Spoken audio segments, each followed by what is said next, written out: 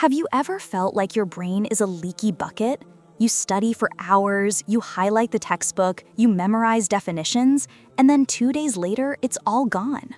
Maybe you're preparing for a major exam, trying to learn a new language, or even working towards memorizing the Book of Allah. You feel stuck in a slow, painful cycle of learning and forgetting.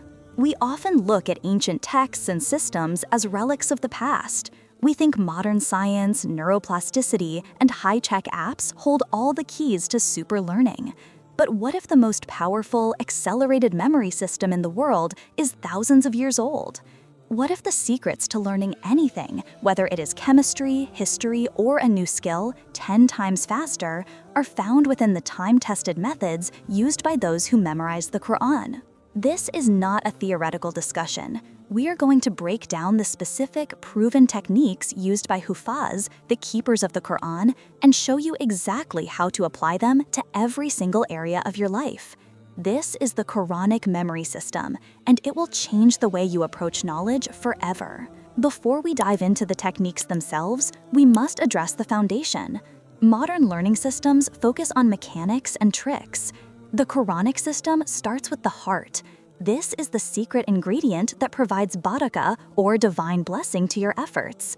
The scholars emphasize that true memorization and deep learning is dependent on two spiritual elements: intention, niyyah, and purity. First, your intention. Why do you want to learn this? If you are only learning to pass a test or to impress others, your knowledge will be shallow and easily lost. If you are learning with the intention of serving Allah, of increasing your benefit to the community, or of understanding His creation more deeply, then the knowledge itself becomes a form of worship. This spiritual weight anchors the information in your mind far more powerfully than any motivational speech. Second, purity. The scholars often said, knowledge is a light, and the light of Allah is not given to the disobedient. Sins are a barrier to knowledge. When the mind is preoccupied with things that displease Allah, it clogs the mental pathways. A student who strives to keep their heart and conduct clean finds that their mind is clearer, sharper, and more receptive to learning. This is the non-negotiable prerequisite of the Quranic system. Before any technique, clean your lens. Once your foundation is solid, we move to the first major principle, the principle of consistency, known in Islamic tradition as mudawama. Our brains do not build strong neural connections through intense, irregular bursts of effort. They build connections through predictable, sustained effort. Think of it like a path being worn into the grass. If you walk across the lawn once every month, the grass springs back. But if you walk the same path every single day, the path becomes permanent. The mistake most people make when learning is trying to cram a huge amount of material in one sitting. They dedicate 8 hours on a Saturday to a subject, only to avoid it for the rest of the week. This is exhausting and ineffective. The hifz model is the opposite. A student might only memorize 2 or 3 lines of the Quran per day. This seems slow, but they do it every single day, without fail. This small, manageable amount ensures 2 things. First, it doesn't cause mental fatigue or burnout. Second, the brain knows that the information is important because it is revisited daily. How do you apply mudawama? Instead of studying history for 5 hours on Sunday, study it for 45 minutes every single morning. Instead of dedicating 3 full days to learning a new software program, commit to 30 minutes of practice every evening. The goal here is rhythm, not intensity. When you approach a subject daily, your brain moves the information from short-term memory directly into long-term storage because it is recognized as a vital, high-priority habit. Remember, small deposits of effort made consistently create exponential results over time. If a student tries to memorize a whole page of the Quran in one day, they will likely forget it by the end of the week.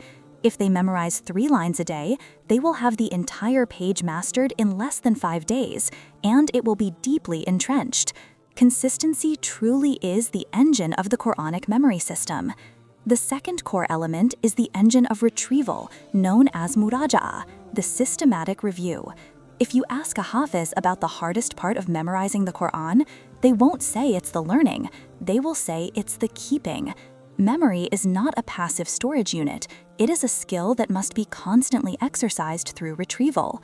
Modern cognitive science calls this active recall and spaced repetition.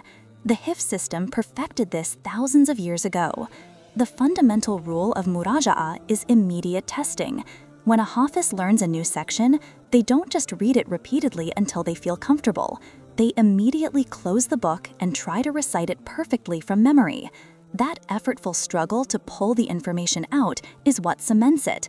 Reading something is consumption, reciting it from memory is creation, and creation locks the knowledge in place. For you, this means abandoning passive studying. Stop highlighting, stop rereading notes. Start teaching, start summarizing out loud. If you are learning a chapter on biology, close the book and try to explain the entire chapter, section by section, to an empty chair.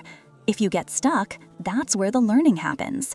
That stuck moment points exactly to the gap in your memory, allowing you to go back and fix it immediately. Next comes the spacing.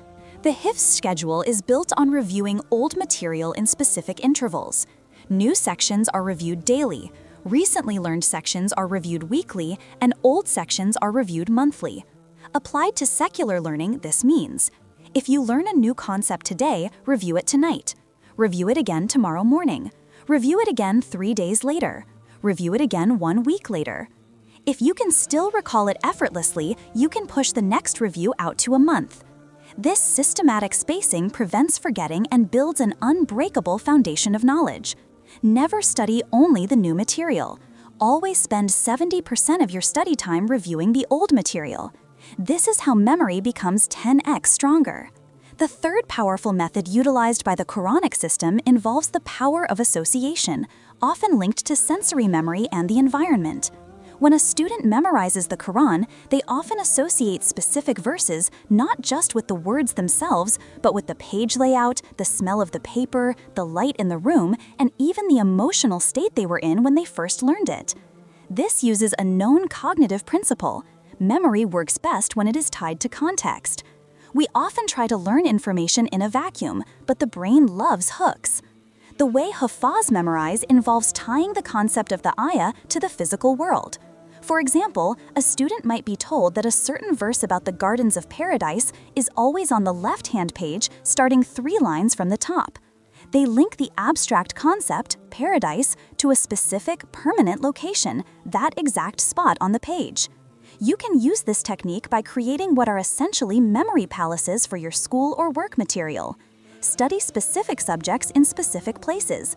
Study math only in the library. Review history only in your armchair at home.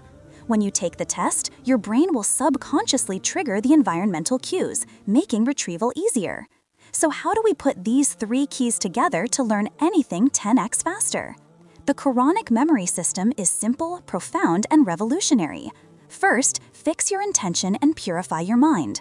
Remember that knowledge is a sacred trust. Second, embrace consistency, mudawama. Trade long, sporadic sessions for short, intense, daily routines.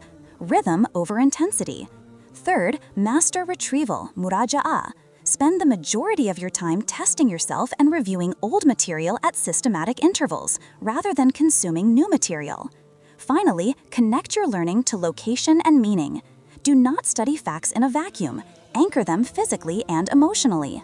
By adopting this system, a system perfected by the generations who committed the most important text in human history to memory, you will move beyond simple learning tricks.